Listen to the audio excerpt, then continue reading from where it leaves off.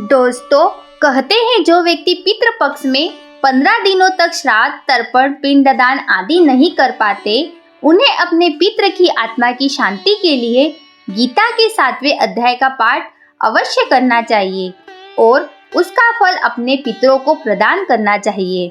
चलिए दोस्तों, सुनते हैं गीता के 7वें अध्याय को। श्री भगवान कहते हैं, हे प्रथापुत्र, अब उसको सुन जिससे तू योग का अभ्यास करते हुए मुझ में अनन्य भाव से मन को स्थित करके और मेरी शरण होकर संपूर्णता से मुझको बिना किसी संशय के जान सकेगा। 1। अब मैं तेरे लिए उस परम ज्ञान को अनुभव सहित कहूँगा जिसको पूर्ण रूप से जानने के बाद भविष्य में इस संसार में तेरे लिए अन्य कुछ भी जानने योग्य शेष नहीं रहेगा। 2। हजारों मनुष्य में से कोई एक मेरी प्राप्ति रूपी सिद्धि की इच्छा करता है और इस प्रकार सिद्धि की प्राप्ति के लिए प्रयत्न करने वाले मनुष्य से भी कोई एक मुझको तत्व रूप से साक्षात्कार सहित जान पड़ता है। 3। पृथ्वी, जल, अग्नि, वायु, आकाश, मन, बुद्धि और अहंकार ऐसे यह 8 प्रकार के भेदों वाली तो मेरी जड़ स्वरूप अपरा प्रकृति है। 4। हे महाभाव अर्जुन, परंतु इस जड़ स्वरूप अपरा प्रकृति माया के अतिरिक्त अन्य चेतन दिव्य स्वरूप परा प्रकृति आत्मा को जानने का प्रयत्न कर, जिसके द्वारा जीव रूप से संसार का भोग किया जाता है। 5। हे अर्जुन, तू मेरी इन जड़ तथा चेतन प्रकृतियों को ही सभी प्राणियों के जन्म का कारण समझ और मैं ही इस संपूर्ण जगत की उत्पत्ति तथा प्रलय का मूल कारण हूँ। 6। हे धनंजय, मेरे अतिरिक्त अन्य कुछ भी नहीं है। जिस प्रकार माला में मोती धागे पर आश्रित रहते हैं, उसी प्रकार यह संपूर्ण जगत मणियों के समान मुझ पर आश्रित है। 7। हे कुंती पुत्र, मैं ही जल का स्वाद हूँ, सूर्य तथा चंद्रमा का प्रकाश हूँ, समस्त वैदिक मंत्रों में ओमकार हूँ, आकाश में ध्वनि हूँ और मनुष्यों द्वारा किया जाने वाला पुरुषार्थ भी मैं ही हूँ। 8। मैं पृथ्वी में पवित्र गंध हूँ, अग्नि में उष्मा हूँ, समस्त प्राणियों में वायु रूप में प्राण हूँ और तपस्वियों में भी तप मैं ही हूँ। 9। हे प्रथापुत्र, तू मुझको ही सभी प्राणियों का अनादि अनंत बीज समझ। मैं बुद्धिमानों की बुद्धि और तेजस्वी मनुष्य का तेज हूँ। 10। हे भरत श्रेष्ठ अर्जुन, मैं बलवानों का कामना रहित और आसक्ति रहित बल हूँ और सब प्राणियों में धर्मानुसार शास्त्र अनुसार विषयी जीवन मैं ही हूँ। 11। प्रकृति के 3 गुण सत्वगुण, रजगुण और तम गुण से उत्पन्न होने वाले भाव, उन सबको तू मुझसे उत्पन्न होने वाले समझ, परंतु प्रकृति के गुण मेरे अधीन रहते हैं, मैं उनके अधीन नहीं हूँ।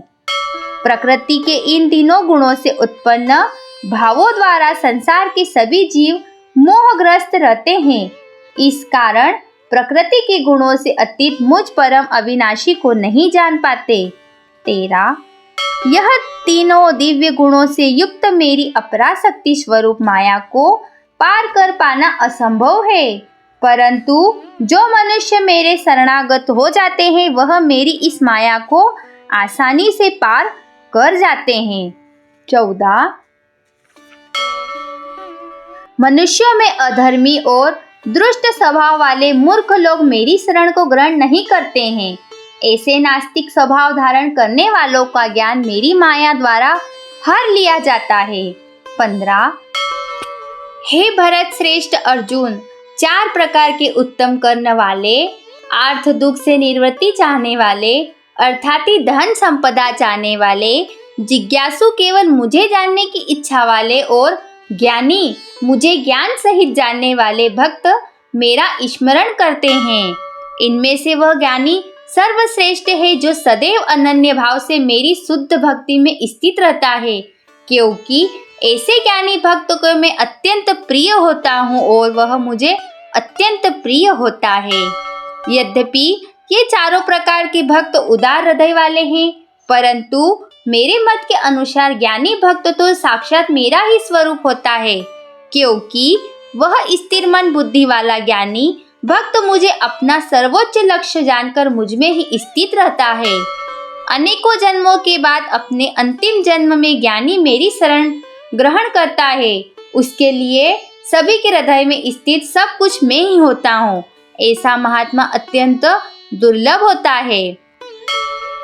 जिन मनुष्यों का ज्ञान सांसारिक कामनाओं के द्वारा नष्ट हो चुका है, वे लोग अपने अपने स्वभाव के अनुसार पूर्व जन्मों के अर्जित संस्कारों के कारण प्रकृति के नियमों के वश में होकर अन्य देवी देवताओं के शरण में जाते हैं।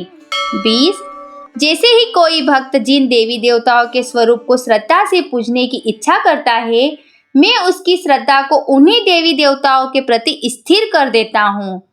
21 वह भक्त सांसारिक सुख की कामनाओं से श्रद्धा से युक्त होकर उन देवी देवताओं की पूजा आराधना करता है और उसकी वह कामनाएं पूर्ण भी होती है, किंतु वास्तव में यह सभी इच्छाएं मेरे द्वारा ही पूरी की जाती है। 22 परंतु उन अल्प बुद्धि वाले को प्राप्त वह फल क्षणिक होता है और भोगने के बाद समाप्त हो जाता है। देवताओं को पूजने वाले देवलोक को प्राप्त होते हैं, किंतु मेरे भक्त अत्यंत मेरे परम धाम को ही प्राप्त होते हैं। 23 बुद्धिहीन मनुष्य मुझ अप्रकट परमात्मा को मनुष्य की तरह जन्म लेने वाला समझते हैं, इसलिए वह मेरे सर्वश्रेष्ठ अविनाशी स्वरूप के परम प्रभाव को नहीं समझ पाते हैं। 24 मैं सभी के लिए प्रकट नहीं हूँ, क्योंकि मैं अपनी अंतरंगा शक्ति योग माया द्वारा आच्छादित रहता हूँ। इसलिए यह मूर्ख मनुष्य मुझ अजन्मा अविनाशी परमात्मा को नहीं समझ पाता है। 25 हे अर्जुन, मैं भूतकाल में, वर्तमान में और भविष्य में जन्म मृत्यु को प्राप्त होने वाले सभी प्राणियों को जानता हूँ, परंतु मुझे कोई नहीं जानता। 26 हे भरतवंशी, हे शत्रु विजेता, संसार में सभी प्राणी इच्छा द्वेष आदि द्वंद्वों से उत्पन्न मोह के कारण जन्म लेकर पुनः मोह को प्राप्त होते हैं। 27 परंतु जिस मनुष्य ने पूर्व जन्मों में और इस जन्म में पूर्ण कर्म किए हैं तथा उसके सभी पाप पूर्ण रूप से नष्ट हो चुके हैं, वह दृढ़ संकल्प के साथ मेरी भक्ति करके मोह आदि सभी द्वंद्वों से मुक्त हो जा सकता है। 28 जो मनुष्य मेरी शरण होकर वृद्धावस्था और मृत्यु से मुक्ति पाने की इच्छा करता है, ऐसे मनुष्य उस ब्रह्म को, परमात्मा और उसके सभी कर्मों को पूरी तरह से जानता है।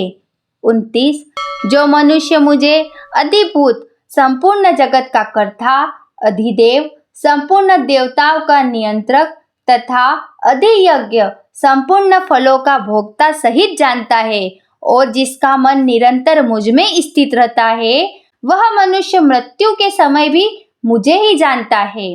30 इस प्रकार उपनिषद, ब्रह्म विद्या तथा योग शास्त्र स्वरूप श्रीमद् भागवत गीता में श्री कृष्ण तथा अर्जुन के संवाद में भगवत ज्ञान योग नाम का 7वां अध्याय संपूर्ण हुआ। ओम नमो भगवते वासुदेवाय नमः।